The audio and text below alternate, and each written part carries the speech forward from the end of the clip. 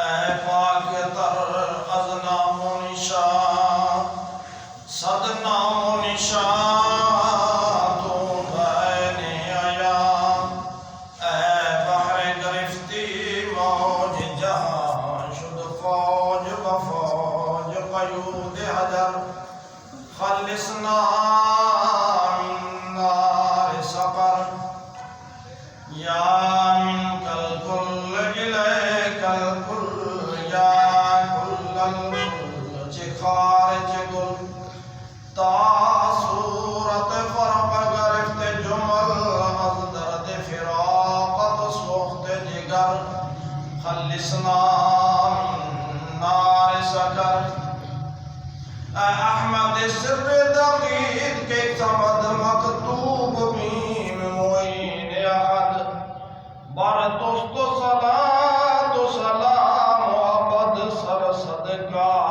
یار چہار گوہر، ابو بکر و عمر عثمان حیدر، خلصنا من نار سقر۔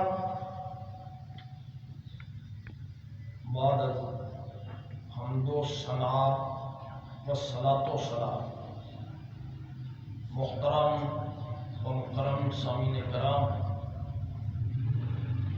آپ کے سامنے قرآن مجید فرقان حمید کی سورہ مقدسہ سورہ توبہ کی آیہ مبارکہ کا کچھ حصہ تلاوت کرنے کا شرف حاصل کیا ہے۔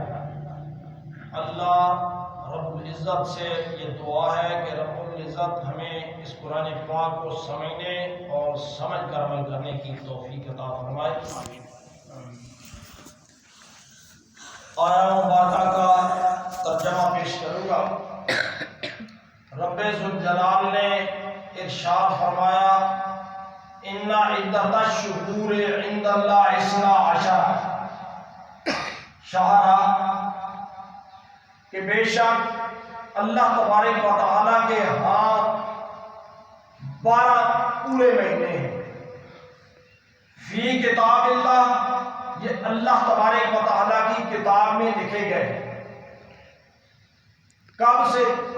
یوم خلق السماوات والارض، جب سے آسمان و زمین بنے یہ تب سے مہینے موجود ہیں۔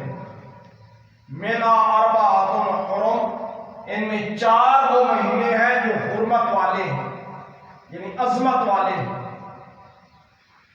اس میں رب ذوالجلال نے ہمیں یہ واضح کیا ہے کہ ہر چیز رب کی طرف سے مقرر کرتا ہے، وہ کہہ رہے ہیں کچھ ڈیلیٹ کرو تو بندہ مقرر کرنے والا کوئی نہیں۔ اس آیت مبارکہ کا شان نزول بھی کچھ اس طرح کا ہے کہ مشرکین مکہ کے اندر ایک بری رسم تھی کہ وہ ایک سال میں جا کر 1 مہینہ زیادہ بڑھا لیا کرتے تھے۔ جیسے مشرکین ہند یہ 12 کے بجائے 13 مہینے کا لیتے تھے، اسی طرح مشرکین عرب بھی 12 کے بجائے 13 مہینے کر لیتے تھے۔ کیوں؟ ہم اگر شمسی لحاظ سے دیکھیں تو 365 دن ایک سال میں آتے ہیں، لیکن قمری لحاظ سے 355 دن آتے ہیں، تو ہر سال 10 دن کم ہوتے ہیں قمری کے اندر، تو 3 سال کے بعد ایک پورے مہینے کا تقریباً فرق پڑ جاتا ہے۔ تو وہ اس طریقے سے اس بات پر یہ پریشان تھے کہ جب مہینہ حج کا آتا ہے تو کبھی موسم گرمی کا ہوتا ہے، کبھی سردی کا ہوتا ہے، تو ہم کیوں نہ اس کو ایک جگہ پر رکھنے کے لیے 1 مہینہ زیادہ کر لیا کرے تاکہ یہ اپنی جگہ پر رہے، ہمارا کاروبار بھی خوب چمکے اور ہمارے لیے کوئی پریشانی بھی نہ بنے۔ تو رب تعالیٰ نے ان کو جواب دیا کہ میری طرف سے تو 12 مہینے ہیں، کب سے ہیں؟ جب سے یہ کائنات ماضی وجود میں آئی ہے۔ تب سے. اور پھر دوسری بات یہ دیکھیں کہ جتنی بھی اسلامی احکامات ہیں، جتنی بھی اسلامی معاملات ہیں، ان میں زیادہ تر قمری سال کے ساتھ ان کا تعلق جڑتا ہے. آپ وفات کی عدت دیکھیں تو قمری مہینوں کے لحاظ سے ہوگی. آپ رمضان المبارک کی آمد دیکھیں تو قمری لحاظ سے ہے. زکوٰۃ دیکھیں تو قمری لحاظ سے ہے. حج کا آپ دورانیہ دیکھیں تو وہ بھی قمری لحاظ سے ہے، شمسی لحاظ سے نہیں ہے. تو یہ قمری مہینے ملت ابراہیمی کے مطابق ہیں، جو حضور نبی کریم علیہ السلام کے جد امجد ہیں ان کی ملت کے مطابق ہے. لیکن چلے اس وقت سے آ رہے ہیں جب سے یہ زمین و آسمان بنے ہیں، آج مقرر نہیں ہوئے. ہاں، ان کے نام بھی جو ہے وہ بھی باب معنی ہے اور باب مقصد ہے. ہر نام ایک چیز واضح کرتا ہے کہ میں کیا ہوں. یہ مثلا محرم ہے تو حرمت کو ظاہر کرتا ہے. اس کی حرمت آج نہیں، جب سے یہ بنا ہے تب سے اس کی حرمت ہے اور آج تک چلی آ رہی ہے. ہر زمانے میں جب کسی مہینے میں کوئی عیب واقع رونما ہوتا ہے تو اس کی تجدید ہو جاتی ہے، لیکن حرمت تو شروع سے چلی آ رہی ہے. اسی طرح یہ شعبان المعظم جو ہمارے اندر ابھی جا رہا ہے، یہ بھی ایک عظمت والا مہینہ ہے. اس عظمت والے مہینے میں سرکار دو جہاں صلی اللہ علیہ وسلم نے اپنے عمل سے بتایا ہے کہ اس کا مرتبہ اور مقام کیا ہے. حضور علیہ السلام نے بھی 4 مہینے حرمت والے بتائے. اس آیت مبارکہ میں بھی 4 مہینے حرمت والے ہیں. سوال یہ پیدا ہوتا ہے، آپ سوچتے ہوں گے کہ مہینے تو سارے رب کے ہیں، مہینے سارے رب کے ہیں، پھر 4 حرمت والے اور 8 اس مقام اور مرتبے کے نہیں، تو یہ کیوں ہے؟ آپ اگر غور و فکر کیجئے تو ساری مخلوق رب کائنات کی ہے. ساری مخلوق رب کائنات کی ہے. اس ساری مخلوق میں انسان اشرف المخلوقات کیوں ہے؟ ساری مخلوق رب کی، یہ انسان اشرف المخلوقات ہے. پھر سارے انسان رب کے ہیں، ان میں انبیاء علیہ السلام عظمت والے کیوں ہیں؟ پھر سارے نبی اس کے ہیں، لیکن اس میں رسول کیوں زیادہ مخصوص ہیں؟ پھر خواص کیوں ہیں؟ پھر اخص الخاص کیوں ہیں؟ سارے دن بھی رب کے ہیں، لیکن جمعے کو فضیلت کیوں ہے؟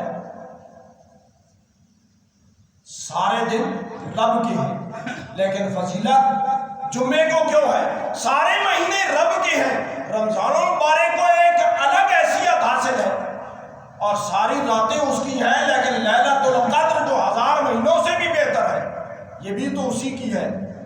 لیکن یاد رکھ لو، یہ جتنی بھی فضیلتیں ہیں یہ کسی نسبت کی وجہ سے ہیں. یہ کس وجہ سے ہے؟ یہ کسی نسبت کی وجہ سے یہ فضیلتیں ہیں. جو نسبت ہوتی گئی فضیلت بڑھتی گئی. تو لیلۃ القدر جیسے قرآن کریم کا نزول ہوا تو رب تعالیٰ نے فرما دیا خیر من الف شہر، یہ 1000 مہینوں سے بھی بہتر ہے. رات ایک ہے، 1000 مہینوں سے بہتر.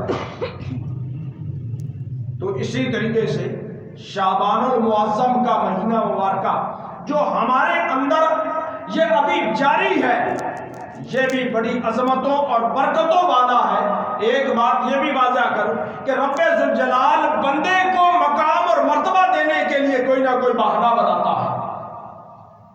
جب بھی اس نے مرتبہ اور مقام دینا ہوتا ہے تو پھر وہ کوئی نہ کوئی بہانہ بناتا ہے.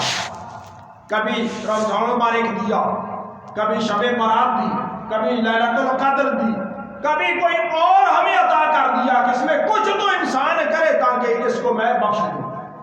رحمت حق بہانہ نہیں ہو جاتا، بہانہ مانگتی ہے رحمت حق. قیمت نہیں مانگتی. ہو سکتا ہے کسی کے ایک آنسو سے پوری زندگی کی خطائیں معاف کر دی جائیں اور کسی کا ساری زندگی عبادت کرنا بھی راہ گاہ چلا جائے.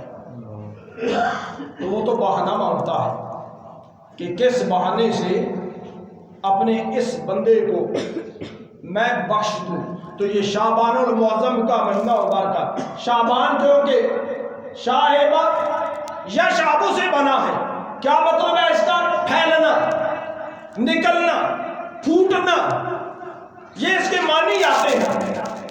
جیسے ما ثبت بالسنہ کے اندر اس کی وضاحت کی گئی ہے کہ واضح یہ کیا گیا ہے کہ انما سمی الشعبان لأنه ينشعب فيه خير كثير للصائم فيه حتى يدخل الجنة. کہ اس کا نام شعبان اس لیے رکھا گیا ہے کہ اس میں خیر کثیر روزے دار کے لیے پھیل جاتی ہے، اور اتنی پھیلتی ہے کہ جب روزہ رکھنے والا اس میں روزہ رکھتا ہے تو روزہ رکھتے رکھتے اسے جنتی قرار دیا جاتا ہے. حتیٰ یدخل الجنت، وہ جنت میں داخل ہو جاتا ہے. اس کی عظمت اور فضیلت یہ ہے. اب حضور نبی کریم علیہ السلام کے اپنے معمولات اس ماہ مبارکہ میں ایک طرف ہم دیکھتے ہیں کہ سرکار دو جہاں صلی اللہ علیہ وسلم باقی سارے مہینوں سے زیادہ، یعنی فرض کے علاوہ، اس مہینے کو اہمیت دیتے تھے روزے کے لحاظ سے. سارے جتنے بھی مہینے ہیں ان سے زیادہ فضیلت، اہمیت اس کو دی جاتی تھی، اس کی ظاہر کی جاتی تھی کہ یہ فضیلت والا مہینہ ہے. صحابہ کرام رضوان اللہ اجمعین نے حضور نبی کریم علیہ السلام سے اس کے بارے میں پوچھا کہ یا رسول اللہ، یہ مہینہ جس میں آپ اتنے روزے رکھتے ہیں اس کی وجہ کیا ہے؟ تو سرکار دو جہاں صلی اللہ علیہ وسلم نے ارشاد فرمایا کہ یہ وہ مہینہ ہے جس مہینے کی حقیقت، اس کی فضیلت سے لوگ غافل ہو گئے تھے. فرمایا ذالک شہر یغفل الناس عنہ، یہ وہ مہینہ ہے جس سے لوگ غافل ہو گئے تھے. لوگوں کی اس کی عظمت بھول چکی تھی. یہ کتنی عظمت والا ہے. بین رجب و رمضان، ایک طرف اس کے رجب المرجب جیسا عظیم مہینہ ہے اور دوسری طرف رمضان المبارک جیسا عظیم مہینہ ہے. ایک طرف وہ مہینہ ہے کہ جس میں بیجائی کی جاتی ہے، اور یہ درمیان میں وہ تھا کہ جس کی وجہ سے سیراب ہوتی ہے وہ فصل، اور رمضان المبارک کا وہ مہینہ جس میں کٹائی کی جاتی ہے. ہر ایک اپنی اپنی کھیتی کو پروان چڑھا دیتا ہے، تکمیل کو پہنچاتا ہے، لیکن جو اس کی قدر کرنے والا ہو. تو بین رجب و رمضان، ایک طرف رجب المرجب جیسا عظیم مہینہ ہے اور دوسری طرف رمضان المبارک جیسا عظیم مہینہ ہے جو ایک رات کو اپنے اندر لیے ہوئے، جو 1000 مہینوں سے بہتر ہے. ایسا مہینہ ہے. تو اس سے لوگ غافل ہو گئے. پھر آپ صلی اللہ علیہ وسلم نے یہ فرمایا کہ ہوا شہر ترفع الاعمال الی رب العالمین عز و جل، یہ وہ مہینہ ہے جس میں رب تعالیٰ کی طرف لوگوں کے اعمال اٹھائے جاتے ہیں، پیش کیے جاتے ہیں کہ بارے تعالیٰ فلاں نے یہ کام کیا، فلاں نے یہ کیا، فلاں نے یہ کیا، فلاں نے یہ کیا. ہر ایک کے اعمال پیش کیے جاتے ہیں. فلاں ابھی اس حال میں تھا، فلاں ابھی اس حال میں تھا، اعمال پیش کیے جاتے ہیں. تو آپ صلی اللہ علیہ وسلم نے فرمایا کہ میں اس بات کو پسند کرتا ہوں کہ میرا جب رب تعالیٰ کے ہاں نامہ اعمال پیش ہو تو میں روزے سے ہوں. فَأُحِبُّ أَن يُرْفَعَ عَمَلِي وَأَنَا صَائِمٌ، میں چاہتا ہوں کہ جب میرے اعمال پیش ہو تو میں روزے سے لکھا ہوا ہوں کہ یہ روزے دار ہے. اور اس روایت کو نسائی شریف نے بیان کیا ہے. تو یہ حضور نبی کریم علیہ السلام کا پسندیدہ مہینہ روزے کے لحاظ سے. آپ روزے کیوں اس میں زیادہ رکھتے تھے؟ آپ کو معلوم ہے کہ یہ اسلامی لحاظ سے 8واں مہینہ ہے، شعبان المعظم گنتی کے لحاظ سے 8واں مہینہ ہے، لیکن اگر ہم دیکھیں کہ ظاہری طور پر اسلامی مہینے کی ابتدا محرم الحرام سے ہوتی ہے اور انتہا ذی الحجہ پر ہوتی ہے، لیکن روحانی لحاظ سے اگر دیکھا جائے تو یہ وہ مہینہ ہے کہ جس سے روحانی سال کی ابتدا ہوتی ہے اور انتہا رجب المرجب میں جا کر ہوتی ہے۔ کیوں؟ پوری تقدیر اس ماہ مبارکہ کے اندر لکھی جاتی ہے، پورے سال کی، جو مرنے والے ہیں، جو پیدا ہونے والے ہیں، جن کو رزق دیا جاتا ہے، وہ سارے اس میں لکھ دیے جاتے ہیں۔ گویا روحانیت کے لحاظ سے یہ پہلا مہینہ ہے۔ سب کی فعلیں بنتی ہیں نا، ہر ایک کی فعل بندے کے سامنے تو نہیں ہوتی، لیکن اس پر لکھائی کرنے والا یہ خود ہی ہوتا ہے، ہر ایک کے گلے میں لٹکا دی جاتی ہے کہ قیامت کے دن کھلے گی خود پڑے گا، اس وقت کہا جائے گا اب پڑھ، تیرے لیے یہ کافی ہے، اور کوئی کی بھی گواہ نہ ہو تو یہ کافی ہے۔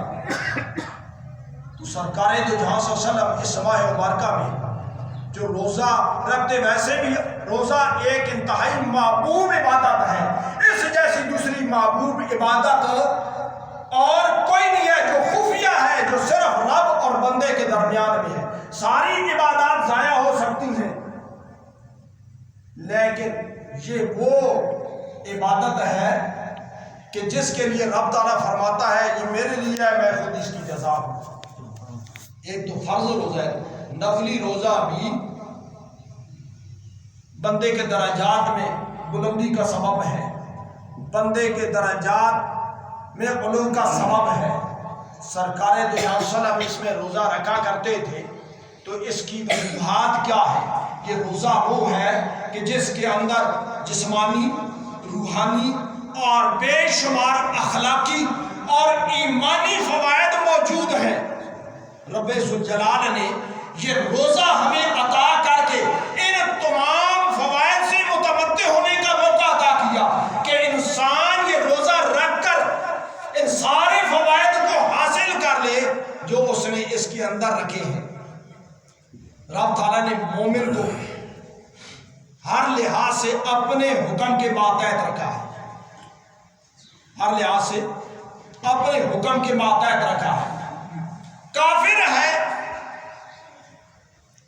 جو بے لگام ہے، مومن ہے، عبد ہے تو وہ ماتحت ہے۔ جیسے رب فرمائے گا 11 مہینے کھاؤ، 1 مہینہ میرے لیے چھوڑ دو، تو حکم مان لیا، صبح سویرے اٹھو نماز پڑھو، اسے اس کی ضرورت نہیں، لیکن وہ اپنا حکم سامنے رکھ کر بندے کو آزماتا ہے یہ کیا کرتا ہے۔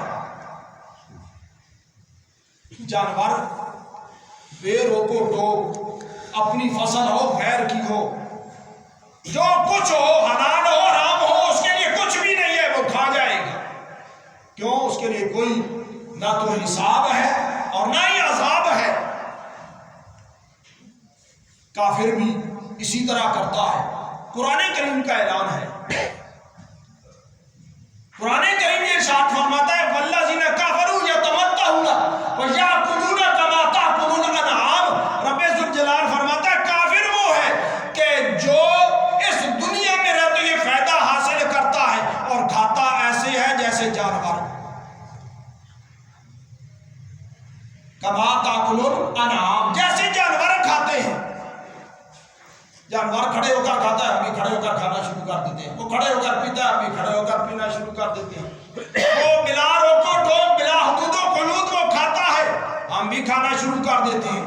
لیکن یاد رکھ لیجئے مومن کیونکہ ماتحت حکم ہے، جب ماتحت حکم ہے تو پھر مومن اگر حرام کھائے گا تو اس پر عذاب ہوگا، مکروہات میں پڑے گا تو اتعاب ہوگا، اور اگر حلال کھائے گا تو طول حساب ہوگا، لمبا حساب دینا ہوگا۔ بے شک حلال بھی کھا رہا ہے تو پھر بھی اس کا حساب تو دینا پڑے گا۔ لیکن کافر سے کسی جگہ پر بھی وہ رکتا نہیں، کیوں؟ وہ اس چیز کا قائل نہیں کہ میں نے رکنا ہے، مجھ پر کوئی پابندیاں ہیں، مومن کے لیے پابندیاں ہیں۔ یہ اس کے لیے کیا ہے؟ یہ اس کے جسمانی لحاظ سے بھی، روحانی لحاظ سے بھی، اخلاقی لحاظ سے بھی، ایمانی لحاظ سے بھی فائدے کا سبب ہے، اس لیے روزہ رکھا گیا ہے۔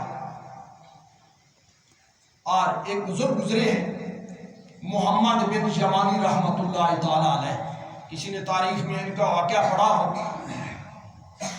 یہ جب ابتدائی دور تھا تو یہ اس طرح پختہ ایماندار نہیں تھے، اس طرح پختہ وہ پرہیزگار نہیں تھے، بلکہ دنیا داری میں پھنسے تھے۔ صحت خراب ہوئی تو خیال آیا کہ میں چند سوالات چند مشہور لوگوں سے، اہم قسم کے لوگوں سے کیوں نہ پوچھوں تاکہ میری بیماری بھی دور ہو جائے، میں صحت یاب بھی ہو جاؤں۔ سب سے پہلے کن کے پاس گئے؟ سب سے پہلے وہ اتباع کے پاس گئے۔ 6 سوال بنائے، 6 سوالوں کا ہر جگہ پر ایک ہی جواب ملا۔ 6 سوالوں کا 6 جگہ سے ایک ہی جواب ملا۔ کیا یہ ہو سکتا ہے کہ سوال 6 ہو جواب ایک ہی ہو؟ سب سے پہلے وہ گئے اتباع کے پاس، ڈاکٹروں کے پاس، حکیموں کے پاس سے گئے۔ ان سے جا کر کہا کہ کوئی ایسی چیز ہے کہ جس سے جسم کو شفا مل جائے، اور شفا ملنے کے بعد اس شفا کی حفاظت کی ضمانت بھی مل جائے کہ اگر میں نے یہ کام کیا تو میرے جسم کو شفا مل جائے گی، اس کے بعد یہ میری صحت محفوظ بھی رہے گی۔ ایسی کوئی شے ہے جو یہ ضمانت دے دے؟ ڈاکٹروں نے، حکیموں نے کیا کہا؟ کم کھانا اور بھوک۔ کیا کہا ہے؟ کم کھانا اور بھوک، اس کو اپنا لو تو جسم کو شفا بھی ہو جائے گی اور اس صحت کی حفاظت کی ضمانت بھی مل جائے گی، تو پھر بیمار نہیں ہوگی۔ حضور علیہ السلام کے زمانے اقدس میں ایک حکیم آیا نا علاج کرنے کے لیے کہ میں صحابہ کا علاج کروں گا، لیکن جتنا عرصہ بھی رہا کوئی صحابی بیمار نہ ہوا۔ شکایت اس نے کی تو پتہ یہ چلا یہ کھاتے بھی کم ہیں، سوتے بھی کم ہیں، بھوک سے زیادہ رہتی ہے، لہذا ان کے اندر بیماری پیدا ہی نہیں ہوتی۔ تو حضرت محمد بن یمانی کو بھی یہ جواب ملا، کم کھانا اور بھوک بہترین قسم کا علاج ہے۔ وہاں سے نکلتے ہیں، علماء کے پاس جاتے ہیں، ان سے پوچھتے ہیں کہ حضرت ایسا نسخہ بتا دیجئے کہ جو استعمال کرنے کے بعد حافظہ مضبوط ہو جائے، یاداشت پختہ ہو جائے اور علوم و فنون کو محفوظ بھی رکھا جائے۔ جو علم سیکھوں، جو فن سیکھوں وہ خوب یاد رہے، بھولے نہ۔ تو علماء نے بھی جواب کیا دیا؟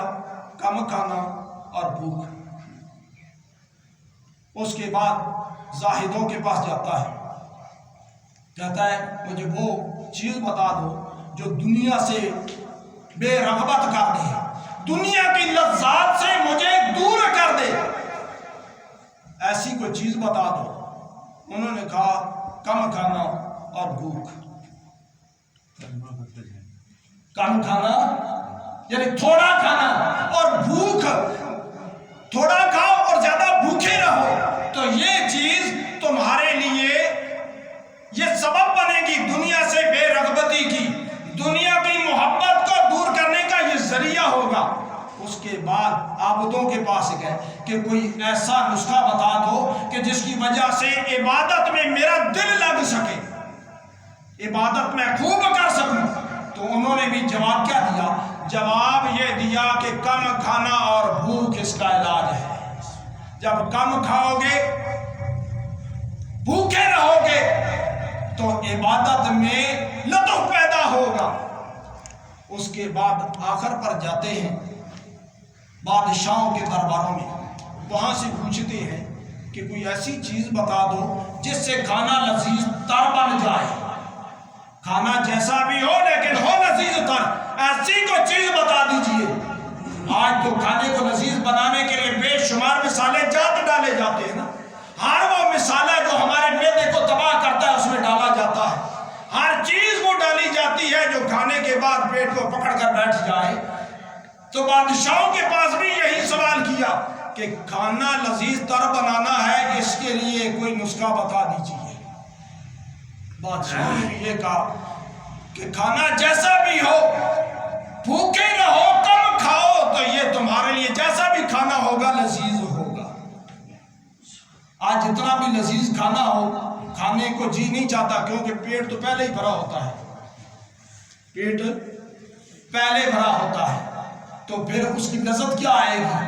روزہ سارا دن رکھو، شام کو جیسی چیز بھی آپ کو ملے گی لذیذ ہوگی۔ تو محمد بن یمانی رحمۃ اللہ علیہ نے جب ہر جگہ سے 6 سوالوں کا ایک ہی جواب پایا، تو انہوں نے کہا کہ پھر کیوں نہ رمضان مبارک یا دوسرے روزوں کو اپنا کر، اس عظیم عبادت کو اپنا کر میں یہ سارے فوائد ایک عبادت سے حاصل کروں۔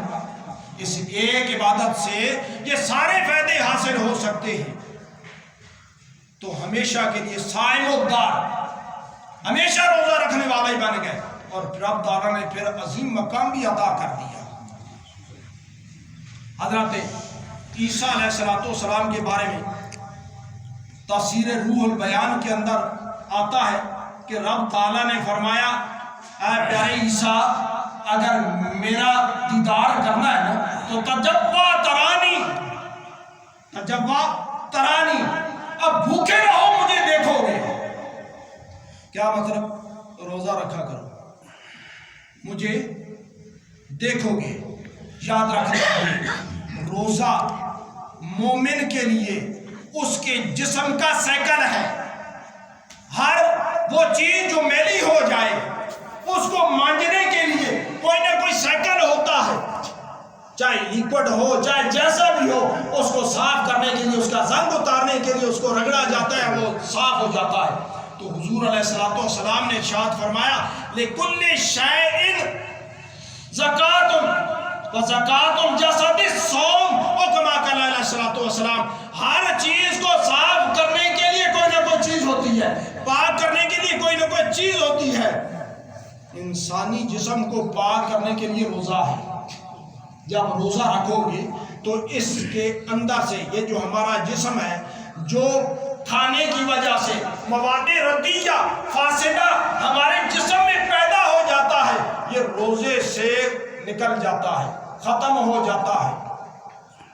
لیکن دوسری طرف اگر ہم دیکھتے ہیں تو آج حالت یہ ہو گئی کہ بسیار خوری ہمارے اندر ایسی پھیل گئی کہ اس بسیار خوبی نے ہمیں یہاں تک پہنچا دیا کہ ہم رمضان مبارک کے روزے بھی کھا جاتے ہیں، باقی تو باقی چھوڑ ہی دو، رمضان مبارک کے روزے بھی کھا جاتے ہیں، ان کا بھی خیال نہیں کرتے۔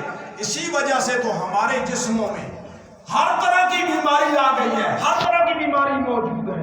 سارا دن روزہ رکھیں، شام کو جب افطاری کرنے لگے تو بے شمار کھانے سامنے پڑے ہوتے ہیں، ثقیل بھی پڑے ہوتے ہیں، ہلکے بھی پڑے ہوتے ہیں، سب کو ہم کھا جاتے ہیں، اور پھر کہتے ہیں یار آج روزہ سارا دن رکھا، پیٹ خراب ہے، افر گیا، یہ ہوا وہ ہوا۔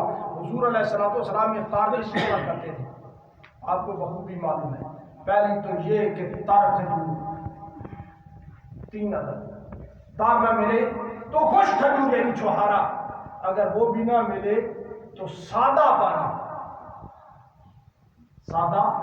پانی، اس سے آپ افطار کیا کرتے تھے۔ یہ جو آج ہماری افطاری ہوتی ہے یہ افطاری نہیں ہوتی،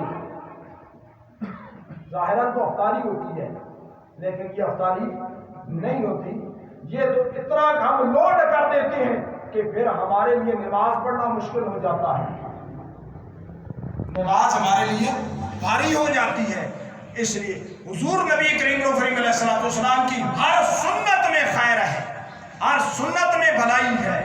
اور پھر یہ بات کہ یہ غفلت کے وقت کا روزہ ہے، جو حضور علیہ السلام نے فرمایا کہ یہ وہ مہینہ ہے جس سے لوگ غافل ہو گئے۔